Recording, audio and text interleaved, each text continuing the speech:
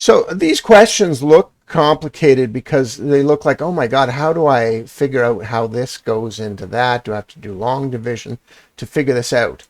And really, you have to understand what factors are. What factors are. And the best way to understand this is to look at a basic Desmos parabola. And here it is now. If you look at this, it's quite clear that these factors will cross the x-axis at 1, 0 and minus 1, 0 here and here. If I was to look at the expanded version of this, I get x squared minus 1 is the same graph, okay? When it's written like this up above, it's quite clear what the factors are. But when it's written like this, if I couldn't see the graph, it would not be clear what the factors are. Of course, with some knowledge, I realize, oh, that's factorable. But of course, when we're talking about cubic, right, it's not as visible. But let's pretend we don't know what the factors are.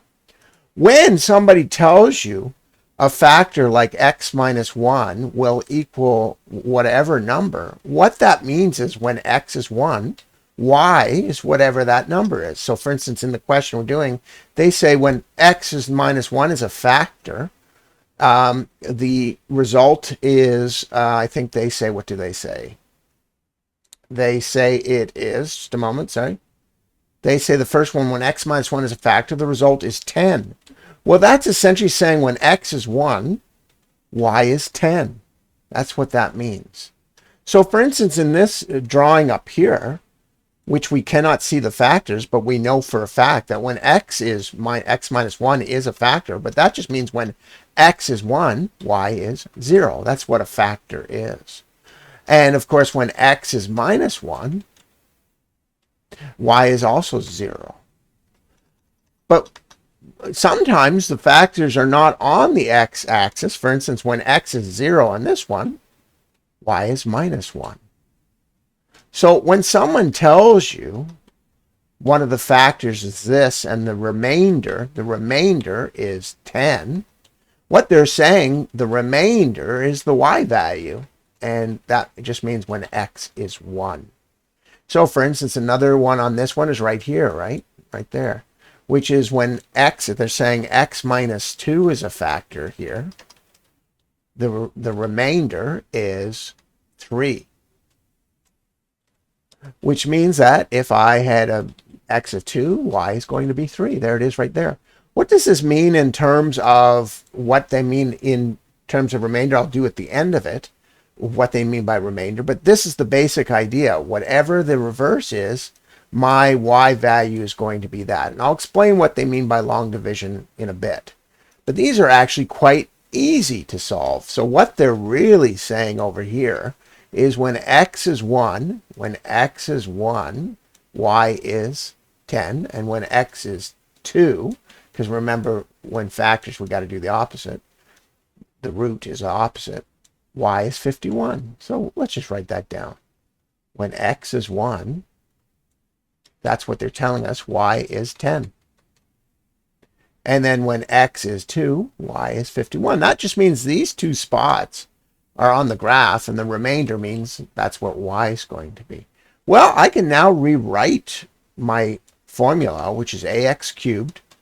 I'll just steal it from up above, right? And they've given me some important information. And also remember that all these graphs are always equal to f of x, which is a fancy way. When we plug in the x value here, we end up getting a y. So really, it's a fancy way of saying it's equal to y. They do functions because it's eventually not going to be equal to y. It's maybe 3 dimensions. But that means we have 2 points on this graph.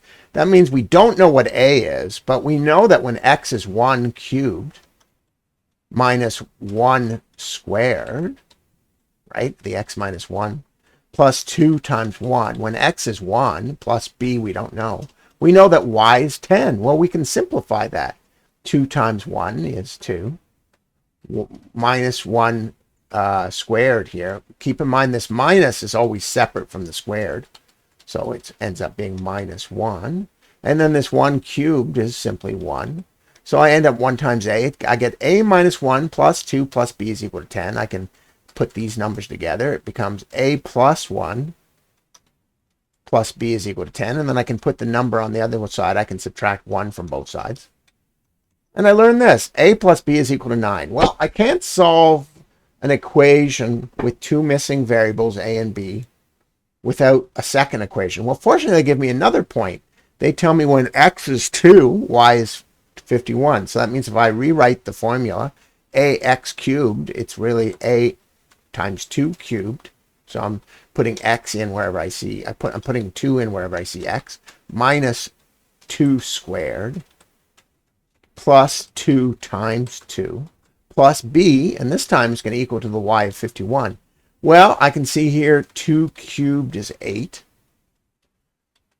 2 squared is 4, so it's minus 4. Plus 2 times 2 is 4.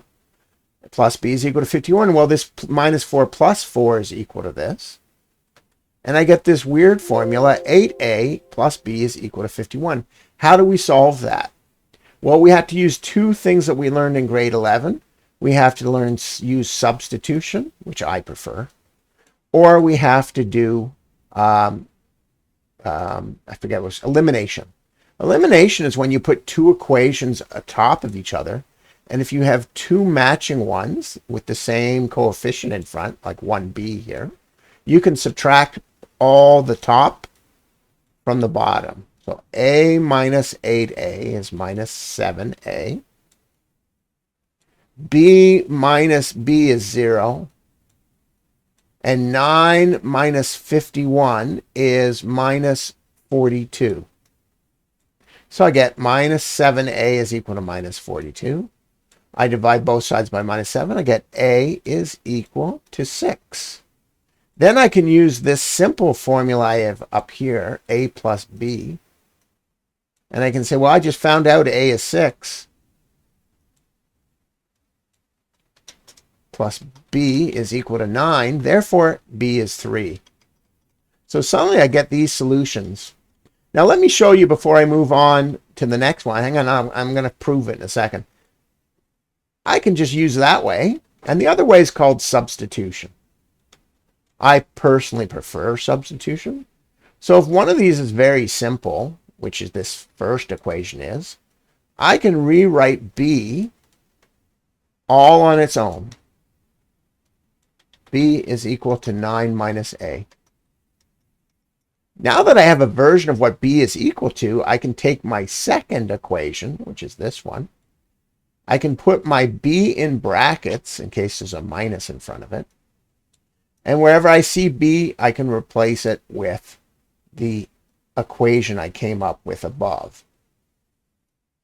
And the reason I say you put a bracket in front of it is in case there's a minus in front of b, then you'd have to distribute it. So really, technically, when you replace b down here, you should put a bracket here. And that's because if this happened to be a minus, it's like a minus 1 multiplying it, you'd have to change the symbols of everything in there.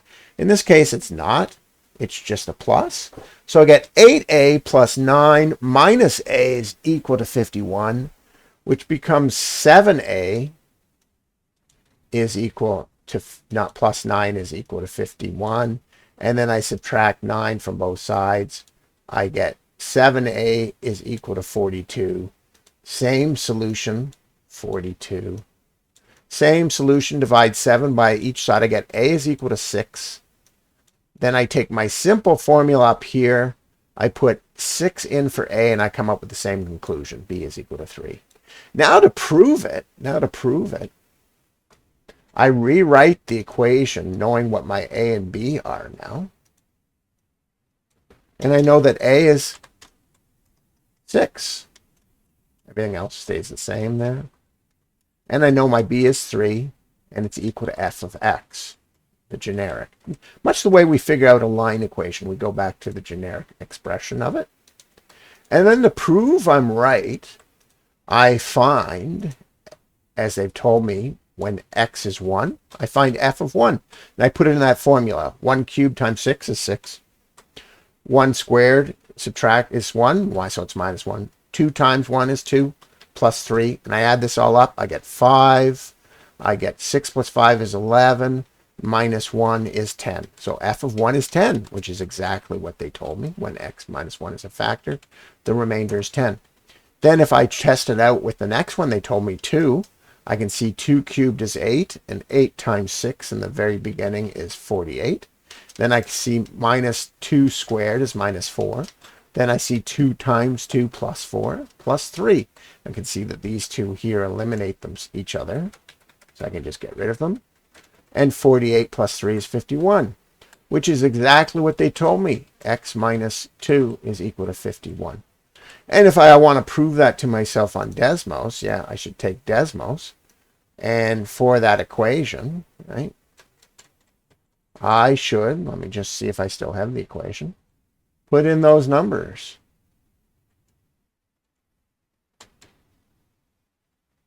And I don't, so I'll just go to this and I'll say it's 6x cubed minus x squared plus 2x plus 3. And that means that's this graph that we're talking about. And if I do f of 1, sure enough, I get 10. And if I do f of 2, sure enough, I get 51. Which just means when x is 1, the spot is 1 comma 10.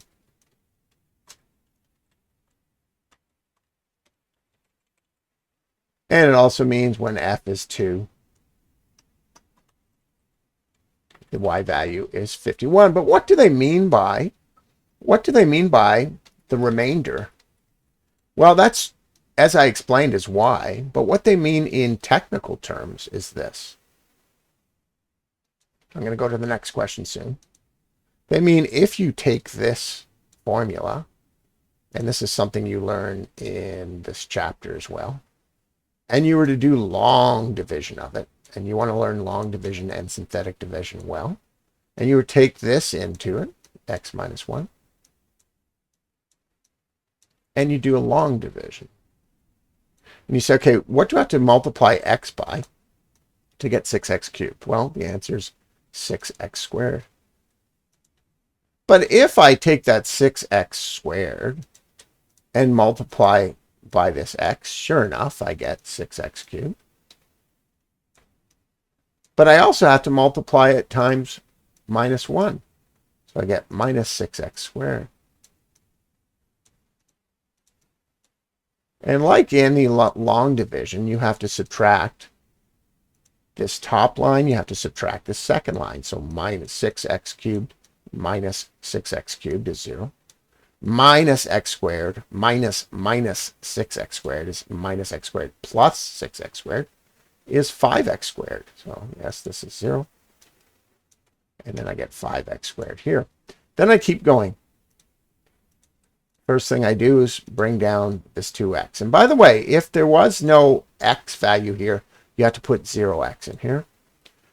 But anyway, now I have to say, okay, well, 5x squared. What do I multiply x by to get 5x squared? And the answer is positive, because it's positive 5x squared.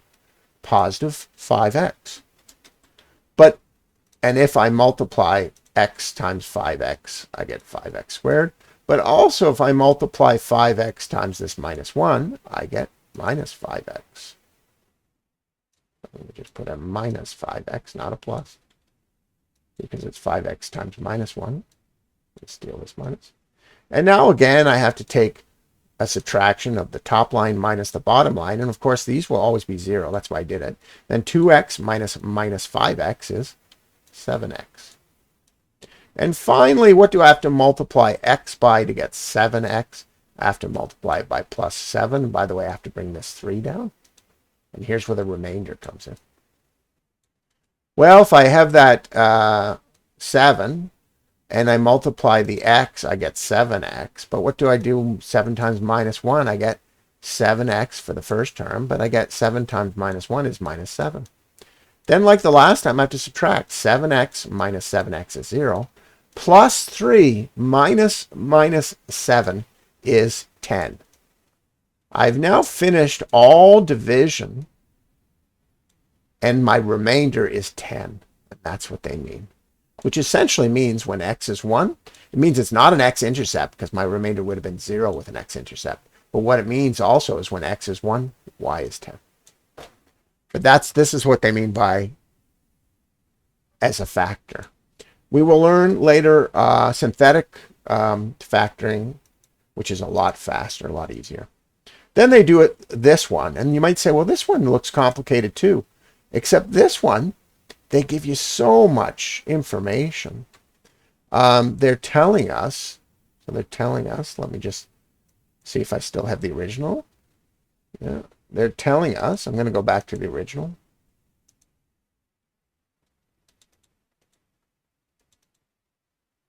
Come on, there we go. They're telling us, oh, that is all I have. Okay. They're telling us this time that the factors are x minus 2 when I factor this thing, which is also missing an a and a b as well. But when I factor this thing, I get the factors for it are x minus 2 and x plus 1. And you might say, well, they don't tell me the remainder.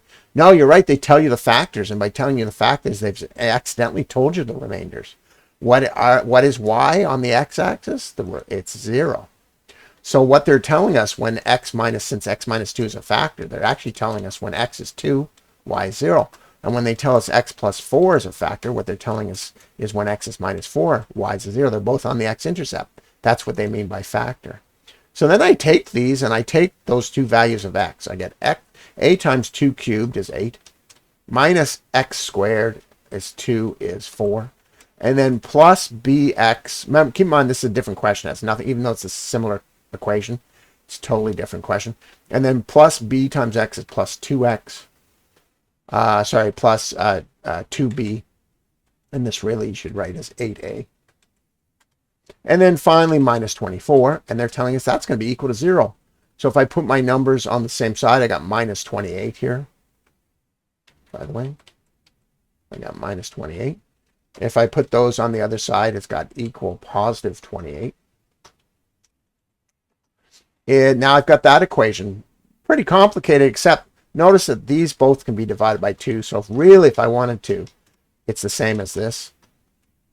Divide everything on the left by 2 and everything on the right by 2, if I want. Now, what about this other one? Well, they're telling me when it's minus 4, a little bit more complicated. A times minus 4 cubed is going to stay negative. So 4 times 4 is 16 times 4 is 64. So negative 64a. Minus 4 squared. Keep in mind the minus in the equation is different than the minus with the x. And squared becomes minus 16. And then plus b times x, so it's minus 4b. And then finally minus 24, and this time they tell me it's equal to 0 again. I put all my numbers together. This time I get numbers are minus 40, minus 40. And I add 40 to both sides, and I get this weird equation. Now, obviously, substitution would be difficult this time. And you would say, okay, I can't do subtraction. And substitution is easier when I do it like this. You can still subtract them. You still can subtract them. We just have to make some of these values match. Well, the easiest one here I see is 4b and 2b. So if I multiply this top line by 2, right? So I'll just keep the originals over here. But if I multiply this top line by 2, I get 16a, and I have to multiply on both sides, plus 4b is equal to 56. Well, these 4b and this 4b match, and how do you make 4b and minus 4b disappear? You don't subtract them, because 4b minus 4b is 8b. This time you add them, because I made their signs opposite. So 16a plus minus 64 is the same 16a minus 64. So you get 48a. The b disappears. When I add these, you get 96. When you divide, so that's 96. So you get 48a is equal to 96. Divide by 2, I get a is 2. And then you go back to the simplest equation, which is this one. If a is 2, I got 16 here. 16 subtracted to this side, I get 2b is equal to 12. Which means b is 6. So a is 2 and b is 6. So that means I can put in this equation 2x cubed minus x squared plus what did I determine 2b is equal to 16, 8? Did I say 8? So I'm going to make sure 16, 12, 6 plus 6x minus 24 is equal to f of x. So I'm going to take this into our equation, and I'm going to make sure. But before I do that, they're asking us to find the last factors. So we'll get to that as well. But I just want to show you that we got the right one. So I'm going to go up to this equation, and this time I'm going to make it a 2x cubed minus an x squared plus a 6x minus 24. And we're going to find out if when f is, they're telling us the two factors are when x is 2 and x is minus 4. So I'm going to say when x is 2, do I have a 0? And when x is minus 4, do I have a 0? And, oh, so there I've made a mistake. Is it minus 4 and 2, 2, 0? So I've made a mistake somewhere. So that happens from going fast. So let's go back. And you might say, well, I don't have decimals. Yeah, but what you would do is you'd plug those two in the equations. So let's go back to our original equations, and we'll use a different technique. I'm going to subtract 8a from both sides. So that's 2b is equal to 28 minus 8a, minus 8a. And I'm going to divide by 2 on both sides. So I get b is equal to 14 minus 2a. And then down at this equation, which is rather complicated, and here's the good example of the minus. Minus 4, I'm going to open a bracket. I'm going to replace b with my new value of b. It's equal to 40. I'm going to distribute this minus 4 through the bracket. So I get 28. It becomes minus 56. I'm going to remember that I have to also distribute the minus 4 times the 2a, which becomes plus 8a. So I get minus 56 plus 8a. And notice that I've also forgotten to put the 64 minus 64a here. When I add 56 to both sides, I get that. It's equal to 96. And then when I get minus 64 plus 8a plus 8, I get minus, so what I did was the b calculation wrong. I get minus 56a here. And I believe the mistake I did wrong was a is equal to minus 2. So then I can go back to my original equation. B is equal to, or I can just go even further back. So a is equal to minus 2, I think is the case here. That makes sense? Doesn't really make sense. Because it's a is equal to 2. I think what I did wrong was a is indeed 2. So let's just go back and use the simple equation for a is 2. Maybe I just wrote down the numbers wrong. Hang on, let's just see. Sometimes I'm tired, right? This is the technique, by the way. I'm not screwing up the technique. It's just that I'm not all there today. So I get this, and let's see. So I'm saying it's 2x squared. I'm saying the factors were 2 and 6. And it would be plus 6x minus 24. Yeah, so I think what happened is I've done the b wrong. So if a is 2, I get 16 plus 2b. 16 plus 2b is equal to 28. I add 16 to both, I subtract 16. I get 22, I get 12. No, b is supposed to be equal to 6. B is equal to 6.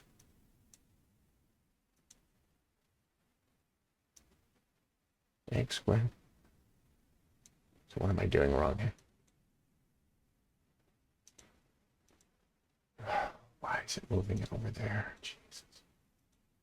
So according to me, this should still be 2. This should be minus x squared plus 6x plus 2x cubed minus x squared plus 6x minus 24. And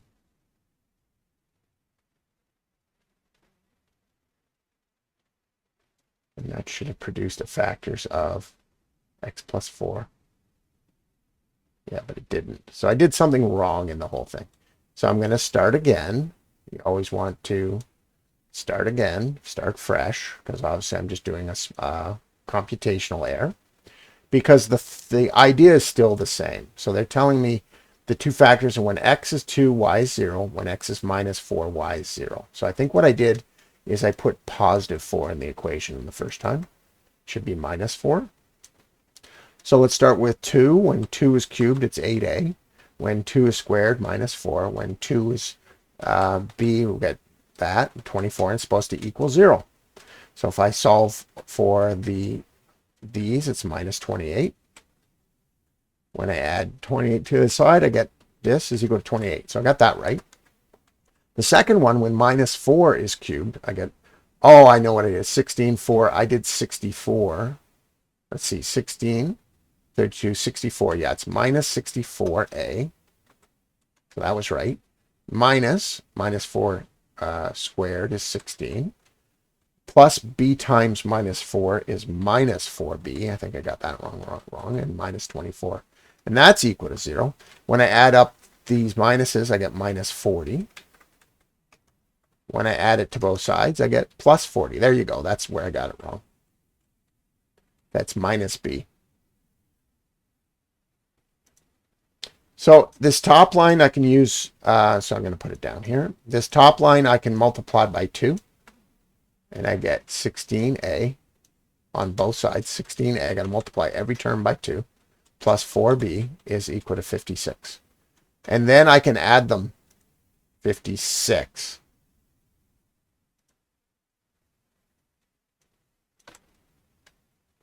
Just do it by hand. 6. Then I can add them. When 16a plus minus 64 becomes, let's see, minus 48a. When I add 4b plus minus 4b, it becomes 0. When I add this, I get 96. And there we go. A is equal to minus 2. That's the problem. Now I put it over here into the simplest one. So when a is minus 2, so that's my first solution, a is minus 2. Then I put it into the simplest one. 8 times minus 2 plus 2b is equal to 28. This is minus 16. I add 16 to both sides. 34, 44. B is 22. There we go. Then I go to Desmos, but Desmos is just to verify, right? But this is just to show. And I'll show you a way of doing it that's not Desmos, but apparently it's minus 2x cubed minus x squared plus 2 what did I discover? Minus 22. No, 22 plus 22x minus 24 is my formula. And that should mean that when x is 2, I get a 0. And when x is minus 4, I get a 0. And that's true. So I got it right this time. If you wanted to make sure you got it right in reality, so if you want to make sure you got it right in reality, you would take your main equation and rewrite it with your ABs like this, without Desmos, I mean. So you got minus 2x cubed minus x squared plus 22x minus 24 is equal to f of x, or y. And it'll be equal to 0 when x is minus 2, apparently. And when you plug it in to this equation for minus 2, for 2 for x, and solve, it will work. So you get minus 16 minus 4 plus 44 minus 24. So this becomes 20. So you get minus 20 plus 20, that's 0. And then when you do it for minus 4, it'll work as well. So you get plus 128 minus 16 plus 4488 minus 24. This first one becomes 64. It should work. I just did it. Oh yeah, this first one's minus. And it should all work out. So just plug it in and you should get 0. That's how you do it without Desmos. And finally, how do you figure out the actual formulas? The actual formulas. Okay, so you do it like this.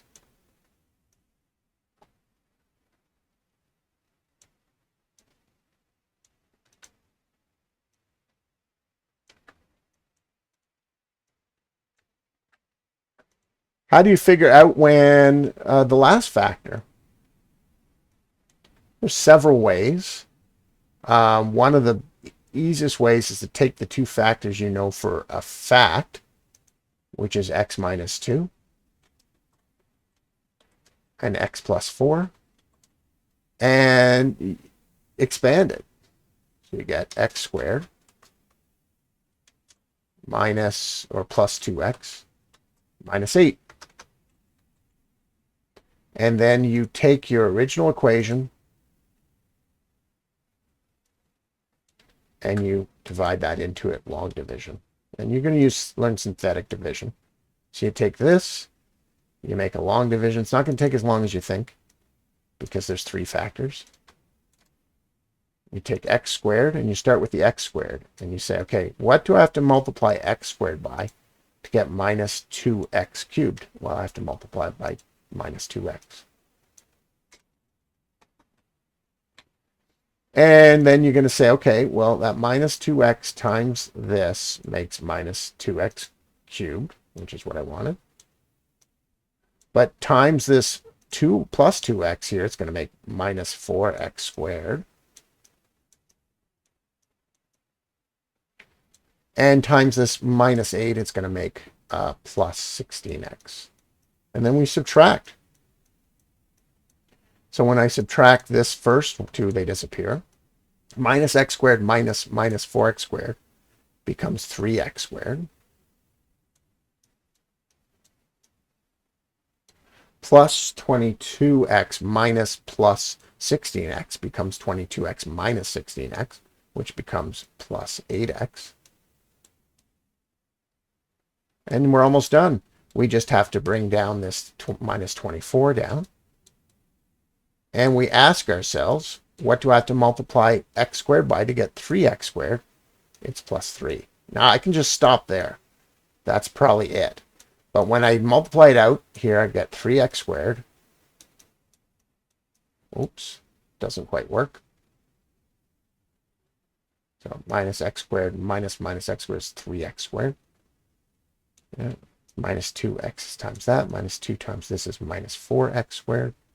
Minus x squared minus x squared is 3x squared. I have to multiply it by 3.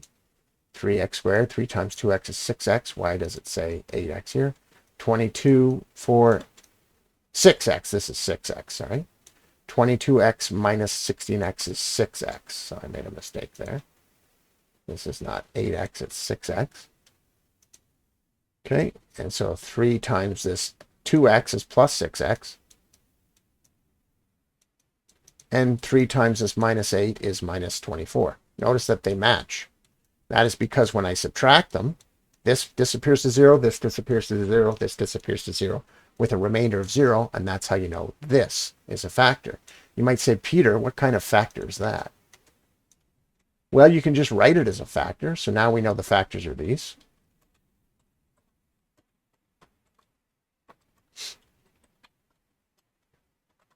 You can subtract, you can factor out a minus from this if you want, or you can just leave it like this for now. But if you wanted to solve what x value that is, you would make it equal to 0. Subtract 3 from both sides. Divide by 2 of both sides. X is equal to 3 over 2, or 1.5. So you never would have solved it by trial and error.